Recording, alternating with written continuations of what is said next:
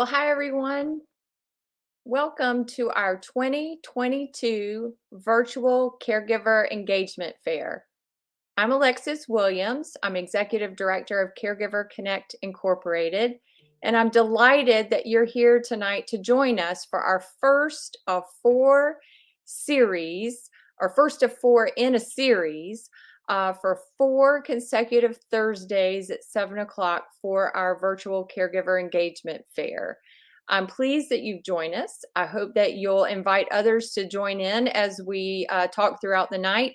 We have a great lineup of speakers for you the next 4 Thursdays, and I hope that you will not only attend yourself, but invite others to come. And then know that you can always go back and look at these videos later because they'll be housed on our Facebook page. Um, I am pleased to partner with AARP North Carolina of the Triad region. And kind of behind the scenes is Mark Hensley, our audio video extraordinaire. Mark with AARP and Caregiver Connect have partnered together for 5 years for this caregiver engagement fair. And this is our third digital or slash online virtual caregiver engagement fair. So welcome. I'm delighted that you're here tonight to learn new things and hopefully take home information that will help you, possibly if you're a family caregiver. But then, given the topics that we're covering the next month, I think all of these topics can really pertain to anybody because they're so practical, and hopefully you will find them helpful and educational at the same time. Before I proceed with introducing our speaker, I'd like to go over a couple of things. First, with regards to your questions that you might have, please feel free to put them in the chat. Mark will help us and will share the questions with us as you list your questions. Should you also want to leave your contact information, please feel free to do that. If you have a question and we need to follow up with you, we won't be able to do that unless you leave your contact information. So please, if you put down a question, also put down your contact information if at all possible. At Caregiver Connect, we do three things. We host educational events such as this. We do it throughout the year. During the pandemic, we have done everything digitally. So we are just now entering an opportunity where we're going to start to go back in person, but tonight we're virtual.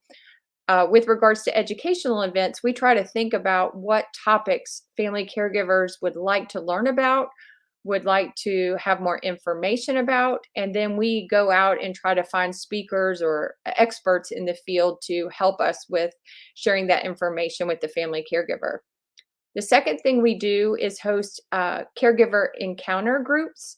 That's another name for a support group. And so right this second, every month, I host three of those. I have an evening group, I have a daytime group, and then I have a male only caregiver group. So if you're ever interested in a support group type setting, but it's really just an opportunity to be with other family caregivers, feel free to reach out to me. Again, you can put that in the chat and tell me that you want a link to one of our groups, and I'd be happy to send that to you because we're currently meeting on Zoom.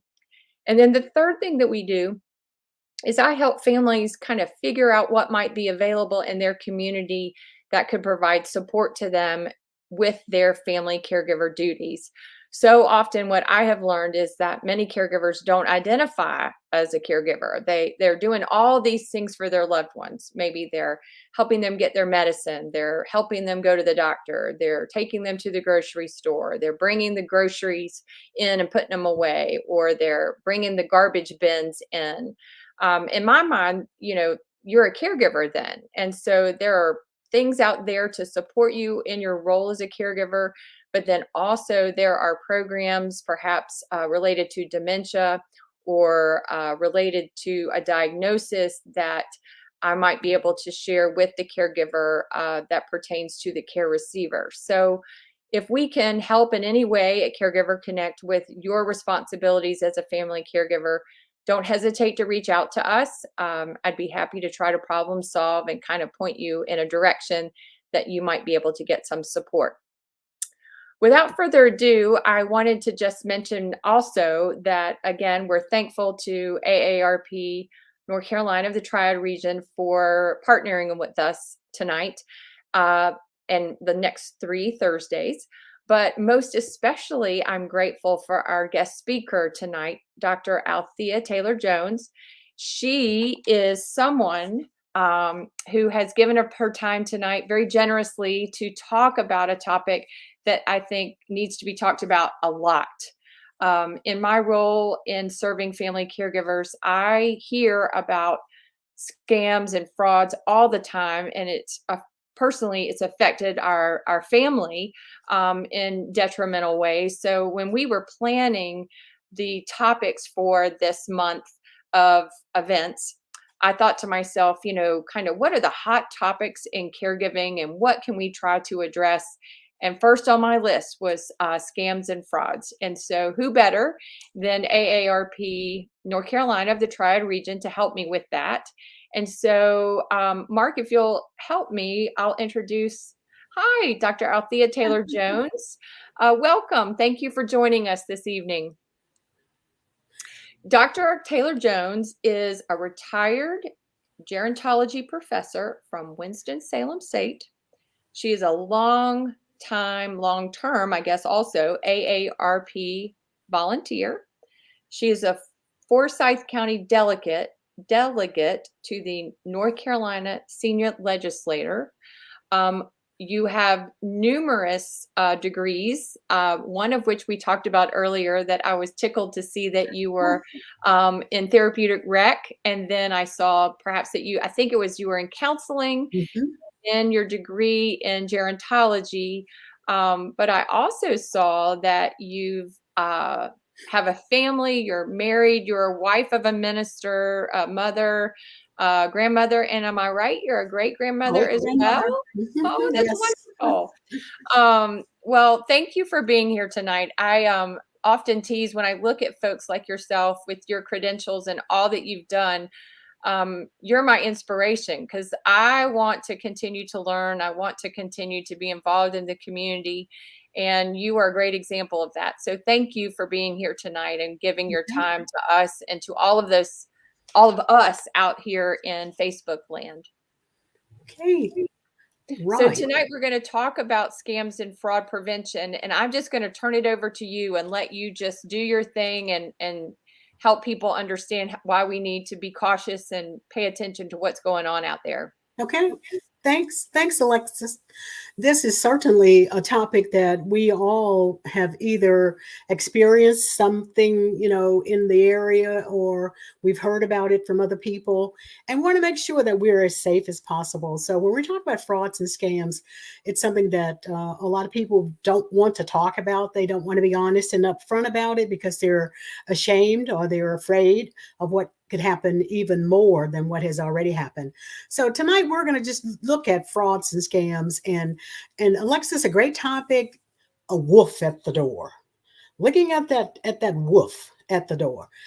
And when we talk about the wolf at the door, that wolf is not only at the front door, but is at the back door, the side door, even inside the house. Once you get in there, at the bedroom door, at the kitchen door, bathroom door, whatever door we're talking about, that wolf is there and is waiting to try and enter into the life of your loved ones. And I've been a caregiver myself for a loved one, and I know the types of things that people try to perpetrate on those that are vulnerable, those that are less hardy, so to speak, those that are needing some type of assistance.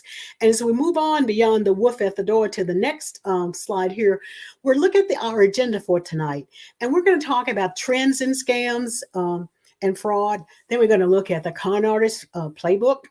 And also, we're going to talk a bit about prevention. And then, of course, we'll leave you with some resources for tonight as well. So as we move forward, trends and scams and fraud. And we'll just keep on moving forward here and look at the top scam in the United States.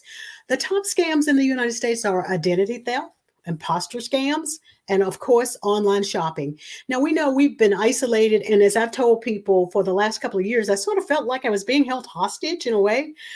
Being at home, I'm one of those people that are touchy feeling, so to speak. I like to get out and be among people. And when the pandemic hit, we couldn't get out and be among people the way we were accustomed to doing. So I felt like I was being held hostage. And many people were held hostage in more ways than one, because they were held hostage to identity theft, to imposter scams, and online shopping. We know that sometimes as we become bored in our lives, or we have some extra time on our hands, we tend to stay on the computer if we're computer savvy, and even if we're not computer savvy. And unfortunately, those are the ones that get into more trouble, the ones that are not so computer savvy, but that are searching the web, so to speak, and we're looking for different things that we can utilize our time on, and end up getting into a difficult situation. So as we move forward on this, we can say identity theft and fraud. Look at that fingerprint there. Who are we identifying here? There are all kinds of ways that a person can steal your identity. You know, there's this new thing now about identity where we're being asked to do the fingerprinting, so that's how we get into our cell phones, some of us, by fingerprint, using that. And we have to be very careful with that, because we leave our fingerprint everywhere we go. Every time we touch something, we're leaving that fingerprint, and we have to be very careful. And if we move on from the identity theft and fraud from the fingerprint, we'll look at some other visuals here. Imposter scams. Wow. What do you see behind that mask? You can't tell who's there. You can't tell what's going on there. And masks are used all the time, not just the physical mask that we use to prevent COVID, or to sort of protect us from viruses and infections and so forth and so on, but the mask behind that person that's trying to steal from us, that person that's trying to perpetrate a scam on us. And we can't see through that, but we know that it's there. And if we move on to the next other common scams, oh my God, investment fraud. Looking at lottery scams and tech support scams. Boy, when we start talking about those investment frauds, I'm telling you, we can get into a lot of difficult situations with that. Free lunch. Is there really a free lunch? And I'll share this story with you. When we first moved to North Carolina back in 1971, I think it was, we lived in Winston-Salem, and we were invited to, it was like a free dinner that we were given. I don't know if anyone on here would remember the big old steakhouse out on Reynolda Road. I'm trying to think of the name of it now, but it had this big bull out front, and that was their way of attracting people to come into the steakhouse, saying how great the food was and so forth and so on. But we were invited to a free dinner, so to speak. But it was, of course, a sales pitch, trying to sell property and trying to get you to buy this or buy that. And so there really is no free lunch. If we think about it, we pay for that lunch. We pay for that dinner in some way. It's not free. And then we look at the cold calls, where people will call you on the phone and just out of the blue and try and get you hooked on something that they're selling, or something that they're trying to steal your money from and not really selling. Also, when we look at the act now pressure tactics, where they're saying that, okay, if you don't accept this right now, it's not going to be here later on, that it will be gone. In other words, right now, you've got to take this. This is the last one. In a lot of cases, we get that. So when we move on and look at some of the lottery scam, they tell you you've just won. But you must pay your taxes and the processing fees up front. Let me share something with you here. I received an email from Nigeria, of all places, and I'm sure many of you have heard of the Nigerian Scam, or the Nigerian lottery, as they say. I was told that I had won the lottery, lots of money that I had won, and all I had to do was send the processing fee so that the money could be sent to me. Well, I thought about that thing, and I'm going, send the processing fee. Well, I knew it wasn't real to begin with. It was a scam, but just to kind of, I guess, play a little bit. And I wouldn't advise anyone to do this. Don't play with a scam, okay? But I just said to them, I said, well, I have won, thus and so. All this money I have won. I have a process here that I think will work for this. Deduct the fees from my winnings and send me the balance. Well, of course, I never heard anything else from them. That email went back to wherever it was generated. And of course, they probably said to themselves after they probably called me a few names that, wow, we didn't expect someone to really respond in that manner. And I would not suggest that you do this. But that was one way that I worked with that, to say, deduct the fee, deduct whatever it is that you need to deduct from my winnings and send me the balance. And of course, it's been some years now, and I have not received that balance yet. Okay, those tech support scams. You get a call from an alleged tech company that they have detected a virus on your computer, and they want you to turn over your computer to them right then and there, or your cell phone, or whatever your electronic device is, so that they can help you with that. Be very careful. Do not click on a link that you're not familiar with. Do not, when you get a text message or you get an email, don't click on those links. If they're not familiar, then you just delete them and go on about your business. Scam them, put them in the scam box or whatever. Then you get a pop-up window that's urging you to call to address a virus. So, if it's not something that's really causing problems for you right then and there, something that you can just turn your computer off, turn your phone off, or whatever you need to do, or get in touch with your tech support people and let them know what's going on. But never get caught in that type of tech support scam. And those are out there, particularly, as I said earlier, we've been home now for a while, just getting back out, but being home for the last 2 years. All these things were there because they knew that people were on the computer. They were using their electronic devices, and that they could possibly scam them much quicker than they could if we were about and going and doing what we were doing on a regular basis. The Con Artist Playbook. Let's look at fraud here. That Con Artist Playbook. Where did the insight come from? Wow, you wouldn't believe that. All these tapes and all this stuff that was going on here, these were guys that were in what they call boiler rooms, that were really concocting all of these scams and putting all these things together and talking about how they were going to scam people and how they were going to beat you out of your money and out of your possessions and so forth and so on. So all the evidence is there. Look at all those tapes, even, a lot of the cassette tapes and then the 8-track tapes. And so, this has been going on for a long time. So they have all that evidence there. And we'll move on into some additional evidence. Let's hear what he has to say here. Where did the insight come from?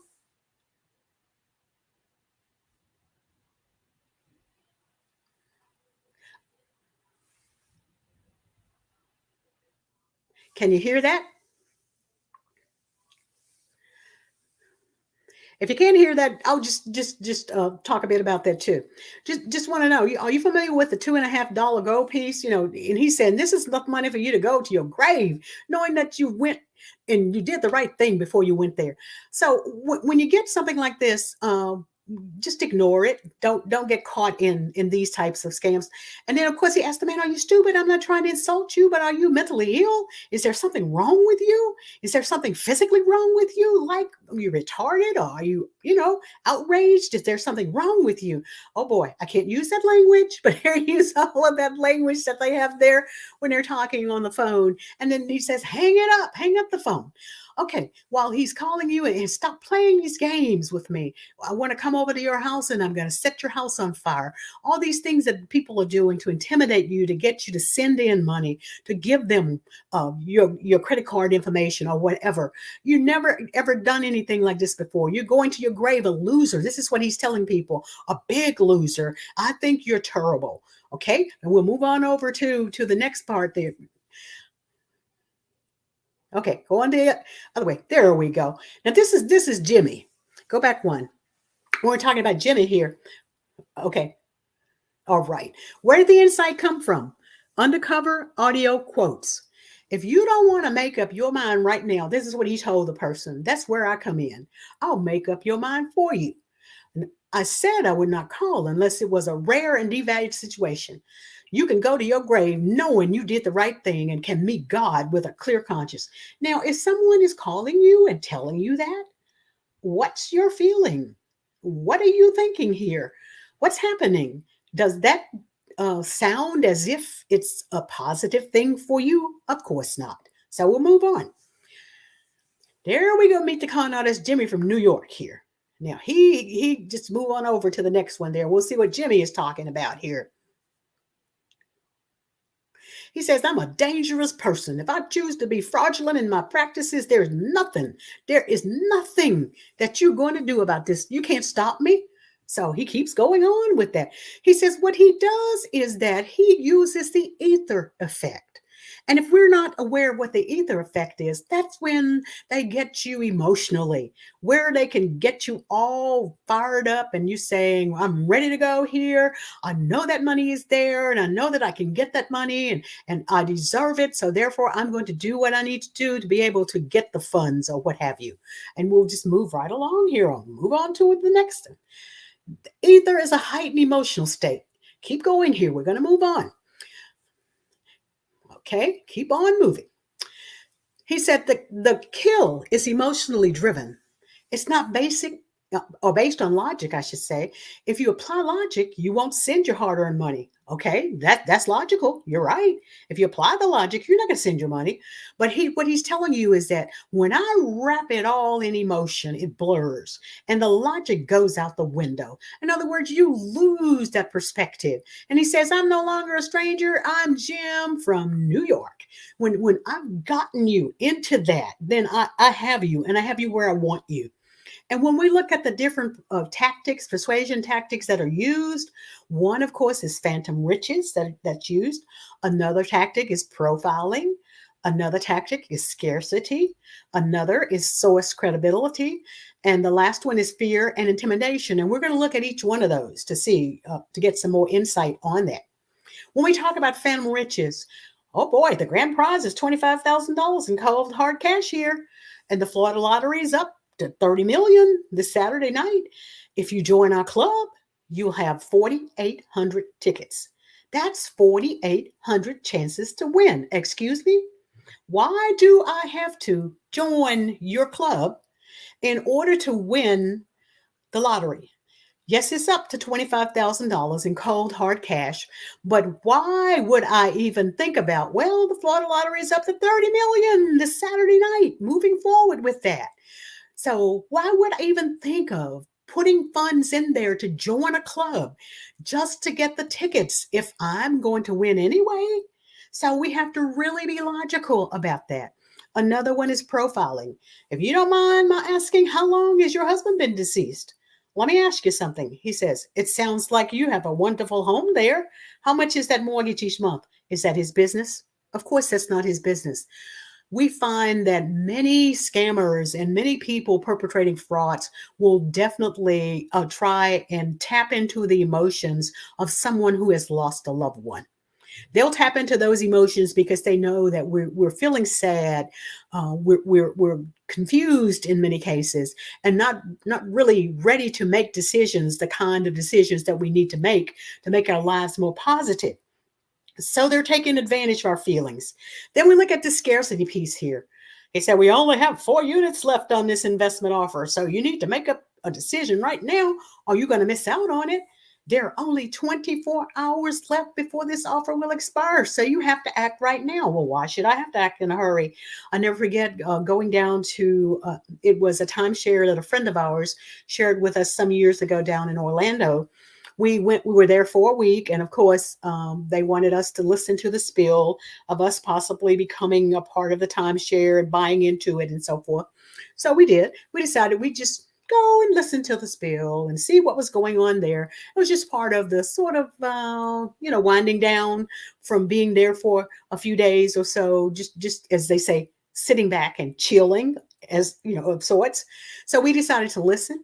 And of course, the first thing they said was, you need to make up your mind before you leave. Before you leave to go back to North Carolina, we need to know if you're really going to buy into the timeshare, because there are units all over North Carolina, South Carolina, Florida, Georgia, wherever.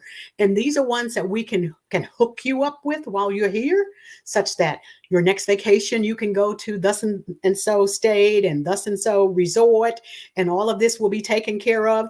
And by the way, and there's an age limit on it, and you're getting to that age limit, and we don't want you to pass by that age limit before you're able to purchase this. Those are the types of things that are going on. Scarcity. It's running out, only 4 left. Well, why don't you just take one? Because if you don't get it, someone else is going to get it, and it won't be here for you. So then we look at the source credibility. You have people to tell you that this is my position. I am a senior vice president here with an MBA and certified to deal with seniors. And I believe this is exactly the right product for you. Well, how well do you know me? How well, think about it. How well does that person really know you? Do they know your situation? Do they know what your needs are? Do they know what you're capable of getting engaged with, what you're capable of affording, and so forth and so on? No, and they care less because what they are trying to do is to overpower you with their education, with their experience, so to speak, and have you think that they know exactly what your needs are and that they're going to help you to meet those needs regardless to your situation. So if we're moving on to fear and intimidation, he said, once I get a hold of a victim, he said, I would never let them go. Even when they told me they were out of money, I would never let them go. Go borrow the money? Let me repeat that. Go borrow the money. If you don't have the money and you have to borrow the money, then there is something not quite right here. Even when they tell you they don't have the money, then you're being pushed. Scammers are pushing you to go and find some money, go borrow some, find it from somewhere and send it to me. So the fear and intimidation here, that's one that's used quite often. And particularly, as I said earlier, for persons who are engaged with, or they're experiencing some negative emotions from loss of a loved one, or loss of a home, or loss of a living situation elsewhere, having to move in with their children, or having to move into a nursing home, or moving to some other living situation that they had not anticipated having to move into. And then someone is coming along and telling you to go borrow the money you don't have to even pay for an assisted living facility or retirement home of sorts. Which persuasion tactic is being used here? Go on to the next one. I don't think we can hear that. But back in 1860, this is what he's saying. From the Philadelphia Mint, there were 22,675 of these coins minted. And of those 22,000, what is he saying here? Only 4 have survived. Only 4, for God's sake. Only 4 remain at this grade. Now, we're looking at 22,000 and only 4 left. So what's the tactic here? Scarcity. You only have 4 left, so it's best you grab one or more than one. Here's another persuasion tactic being used. The average home costs over $200,000. You're about to learn how to buy them for only a few $100s with no monthly payments. Boy, does that sound good? Does it sound good? No, no, no. On the surface, maybe it sounds good. But look at what's happening here. Look at the tactics that's being used. You will have to put your funds into something that you have no idea what's going on. You have no idea how it's going to happen, but you're being forced to put that in because you think you're getting something for nothing. Okay? So when you think you're getting something for nothing, here he's talking about, I've never seen anything we have ever offered this, that you're getting a response like this. Isn't that something you need just about every day? You can't find these in stores. Now, these are those little, kind of pieces of wood that they're putting under a chair to balance it out. Well, if that chair is wobbly and if that chair is needing some type of work done on the legs, then I don't think that this little trick here is going to help you. And if you notice on the screen there, look what they said, the Miracles shim. It started out being quite expensive. And he claims that it's only $49.90, but just 5 easy payments of $9.98. And we got to get it. You have to claim it today. There are only 3,845 of them left. And look at that timer he has there. You have only 3 minutes and 24 seconds to buy it. So he's wanting you to buy it right now. Like if you don't get it right now, it's not going to be here for you. You won't be able to find these in stores. This is the only place that you can get them. I see ads on TV sometimes, and they're talking about this is the only place you can purchase this. They're not offered in stores. And then again, you see some that say, You can probably purchase this at CVS or Walmart and places of that nature.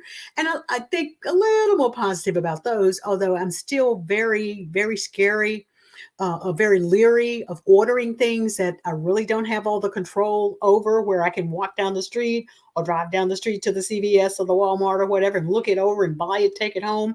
Don't like it, take it back and get my refund.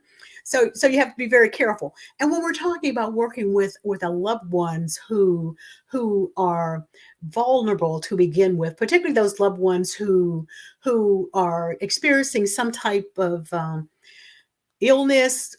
It could be chronic illnesses that they're dealing with.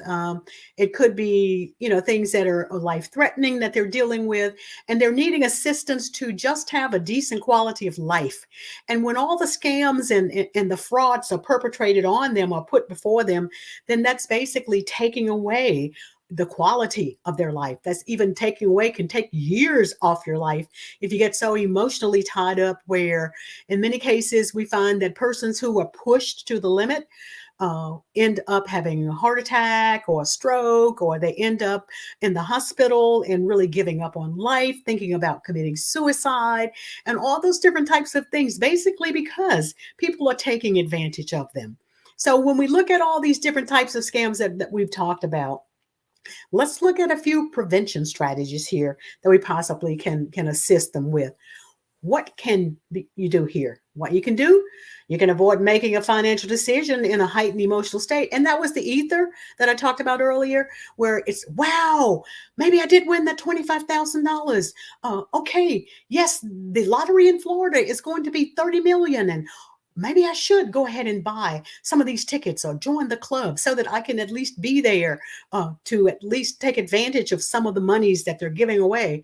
Well, if you look at or listen to what is being said regarding the lottery and regarding a lot of the other scams that are being perpetrated on people, look at the chances, one in how many millions or billions or whatever, that you have a chance of winning. So when you think about that, that should actually back you up a little bit and make you think a little bit regarding how involved should I actually get, or should I get involved at all in this, because it's not worth losing time. It's not worth losing money. It's not worth losing, in many cases, my health over this.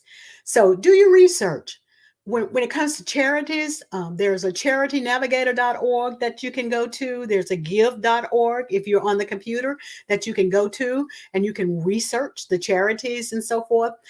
We occasionally get letters from the American Red Cross, get letters from the Salvation Army, get letters from here in my area, the Northwest North Carolina Food Bank. I get letters from March of Dimes, get letters from, you name all the charities, the American Cancer Association, and so forth and so on. And when you have decided which ones of those that you're going to give to, and you have conducted your research and you find that they're legitimate and you feel positive about that, then stick with your plan. Put your plan in place and stick with it.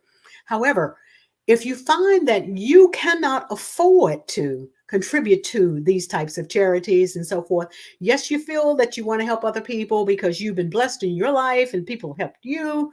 However, look at the whole picture. Look at the whole puzzle here. Look at all the pieces. Put all the pieces together and decide, can I afford to do this? And if I cannot afford to do this, then you need to tell your loved one, or that if you're the caregiver, you tell your loved one. You're working with them as to what their plan is, where they are, what they can afford. Be honest and be upfront with them and let them know if they can afford to do this or not. In many cases, they're not aware that they can or can't. Screen those phone calls. You watch out for those fake emails and those fake text messages. And as I told you earlier, please do not click on a link that you're not familiar with. Not only is your protection on your device stolen in many cases, but you'll end up giving away information about your credit card, about your other personal information, and so forth and so on. There is a Medicare scam that's going on, where people are being called and they're being told that we're changing to plastic cards now, and we need to get your information so that we can make sure we get the card to you. Be very careful with those kinds of calls. Medicare doesn't, I don't think they call you and ask you information of that nature, or will call you and say that I need to send you a plastic card. If there's something that you need to get from Medicare, I think that they will send that directly to you. So be very careful with those types of email messages. Many times there are misspelled words in these emails. You look at the types of logos and so forth, they're not legitimate. So be very careful with those types of things. And with those phone calls, oh, I get them all the time. And when you get a phone call, make sure that you develop a refusal script. And let me share one with you that I've started using some years ago. Would get a call and they would say, well, this is the Sheriff's Association and we're calling because we're trying to collect funds because we need to get equipment for our law enforcement and so forth and so on and this, that, and the other. And we need to, we're asking you for a donation and could you at least afford $25? Or this is the way the call comes in. And then, I immediately tell them, well, I'll have to get back with you on that because right now I'm on a call with my sheriff. I'm on the call with Bobby Kimbrough. I'm on the call with Attorney General,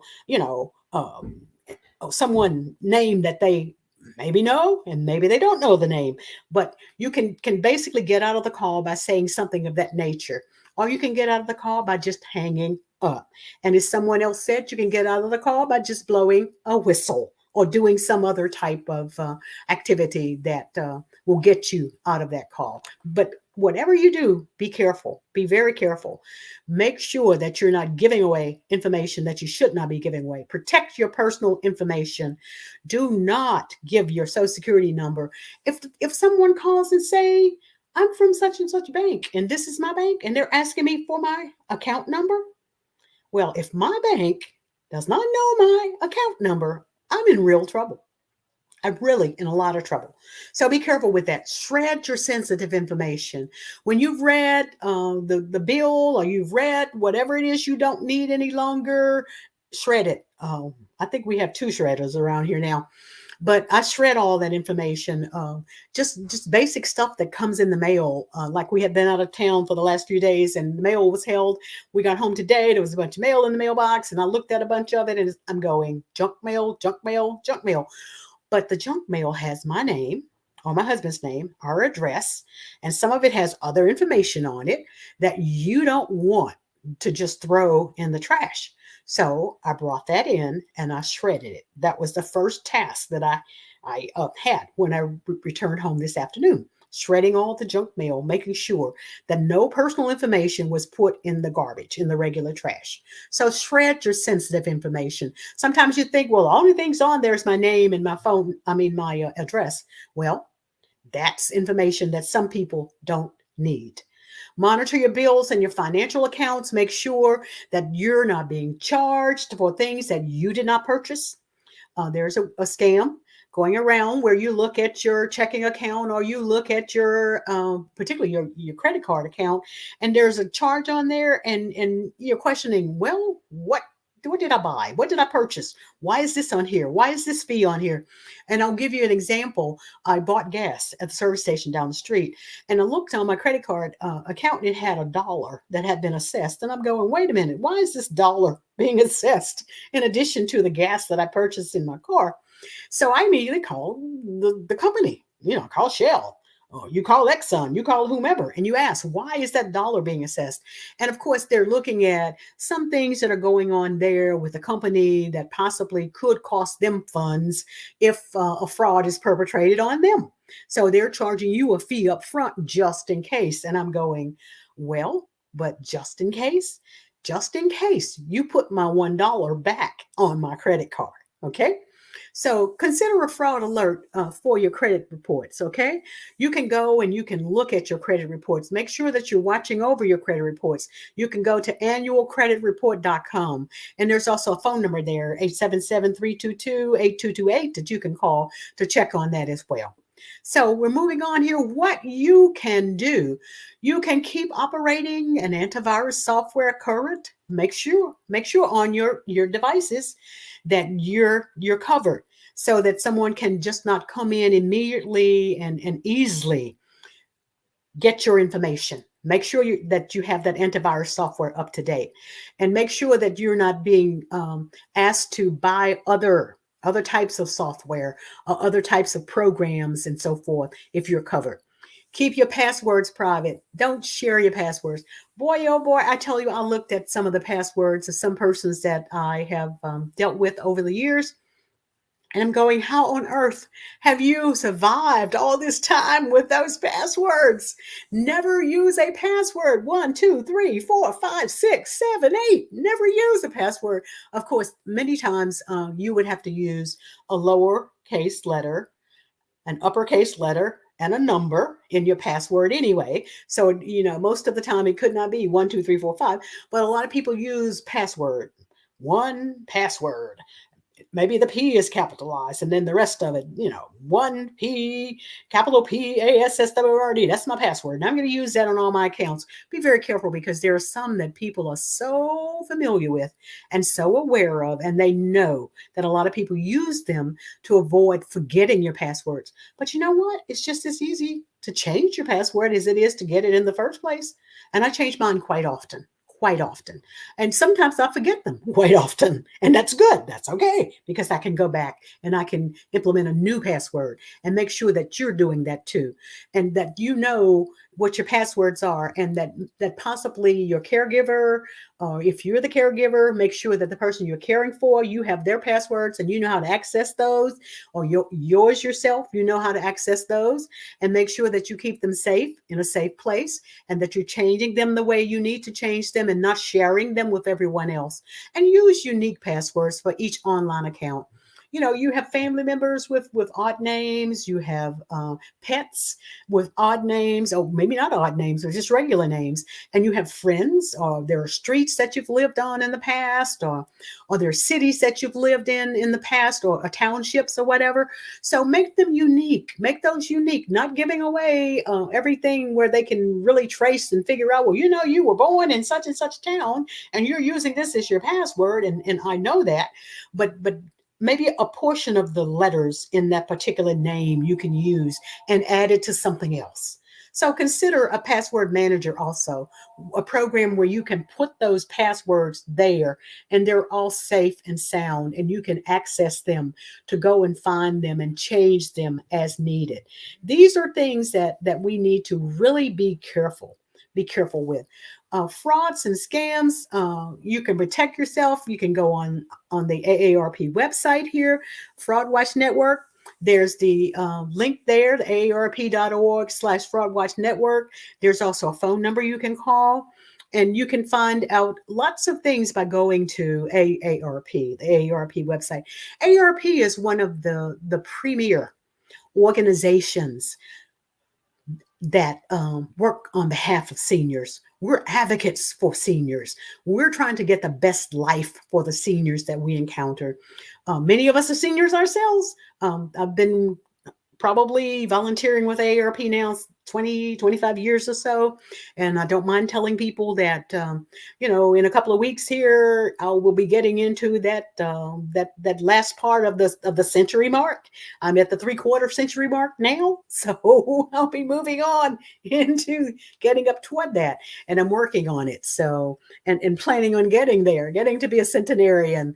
So, one way to do that, of course, is to keep busy, keep actively engaged with whatever you can be engaged with, thinking from a positive perspective and being on the lookout for the positive things in your life and avoiding those negative things that could end up being a scam or a fraud. Looking at your credit card protection, looking at the cybersecurity, identity protection, and fraud prevention, all of these. And then too, what we want you to do with this, I'm not just talking just to be talking tonight. And I don't give these workshops just to be giving them or just to hear myself talk. I want you to share what you've heard today And if there are questions that you have and you need more information, please feel free to get in touch with us regarding that. But I want you to share what you've learned with your friends and with your family to help protect them as well as yourself. When we think of protecting ourselves, we also look at protecting others as well. Because when we're happy, we want others to be happy. And if they're happy, then our lives are happier, so to speak, and more fulfilled because of those persons that are in our network. So I just want to share with you now, if you can spot a scam, and you need to really put a lot of energy and effort into spotting them. Sometimes they'll go over your head and you'll ask, okay, what just happened? What just happened? And sometimes you will get caught in a particular scam or fraud. And hopefully it's not very traumatic that you if you get caught in that.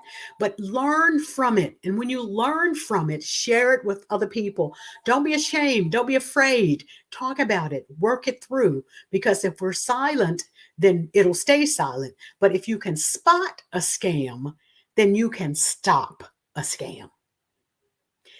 And I want you to, as I said, I think I put my information up there where you can contact me if you want to get in touch with me. Um, feel free to give me a call or send me a text message or just let me know what's going on with you. I don't mind you sharing some of your experiences if you choose to. That's what we're all about. And thank you so much for tolerating me. Oh, Dr. Taylor Jones, we've not tolerated you. This has been wonderful. Thank you so much for your time and this valuable information. I just wanted to add a lot of the scams that I have heard of via family caregivers often really kind of sneak in on people. Hmm. Like Hmm. it's those folks that you never ever think would fall for it. And I don't even know that the right word is fall. It's like these people who do these scams are gifted Yes. at preying on your emotion and Yes. talking really, really fast. Hmm. And then before you know it, you've shared information maybe that has given them more fuel to kind of add other things. And then they talk even faster, and then they Hmm. tell you stories that aren't true. And Hmm. then you feel bad, and then okay, they've gripped that emotion, and before long you've said yes to showing them things, or yes to telling them things, Hmm. or you're willing to do things, and it just happens so quick. Precisely, So and that's what I was talking about with that ether effect. They play on your emotions. You know, you're as I said, you're sad or you're caught in something, and before you know it, you've agreed to something that you didn't really want to agree to. So exactly. yes, No, definitely. and I think that I love the last part of your presentation where you refer to, or you encourage us to talk about it, Yes. because like most recently I was at a volleyball game with some friends watching the high school volleyball game, and I said something like, oh, by the way, this next week we have this going on at 7 o'clock. Y'all might want to tune in. I've learned that this really is a factor in lots of people's lives. And turns out, like within the four of the people that were sitting together, all four of us had been in some Hmm. way, shape, or Hmm. form affected by a scam or a Yes. fraudulent kind of charge on a credit card, or somebody Hmm. taking Hmm. advantage of a loved one. Right. And we all had the same thing in common, that it happened when we didn't think it would happen, Right. and that loved one, we thought, you did what? Hmm. No, no, no, no, you didn't. So not only would I encourage our audience to reach out to others to say, hey, we need to be diligent and be Yes. aware, but Yes. I would say to our loved ones, hey, I participated, or watched this presentation Thursday night that said, I need to tell you all to be careful. Yes. Scams are out there. They said to us that the folks that least likely to be taken advantage of are often taken Taken advantage of. That advantage we of. really, Hmm. you can't protect yourself enough. Right. And the last thing that I've learned that I think you hit on as well, that I would reiterate, is if they're asking for important information on the Mhm, phone, mhm, mhm. or asking you to go get a credit card, Yes. and they've reached out to you by phone, then something's not right, because Right, most of the time the ethical and legal communication that's proper, or that should be taking place, doesn't occur by the telephone. right, And right. One last thing I just want to mention, because it's natural disaster like season and we're in the midst of these hurricanes that are Mhm. occurring, I've read enough and seen enough on television that this is the prime time for scammers to start Yes, it is. calling people. Even Mhm, if you mhm, are not near where the hurricane has hit, mhm. they're going to call and say, "Do you want to give money to Right. these particular causes down there?" And we need to be careful. We need to help others to not fall victim to that. So I thought Mhm, that was mhm. important to mention that tonight as well. Is Yes, that there are yes. people sitting out there on their computer and a telephone thinking, "How can I take advantage of people?" Oh, they're And just waiting. They're just waiting. absolutely, Mhm. absolutely. Well, I don't think we have any questions, so I'll go ahead and close this out this evening, but Okay. this information has been wonderful. Well, And, thank you. I will reiterate again that AARP has been our partner in this. And I know how dedicated you all are to family caregiving, but then also scam and fraud prevention. So if folks have questions, don't hesitate to reach out to us in some capacity, whether it's Mhm. myself, Alexis Williams with Caregiver Connect, or Dr. Althea Taylor Jones with AARP North Carolina of the Triad. Thank you so much, Alexis. All right. Thank you guys. Have a great night. Tune in Okay. next Thursday, 7 o'clock. We're going to talk about it's never too late to do estate planning. I hope you'll join us.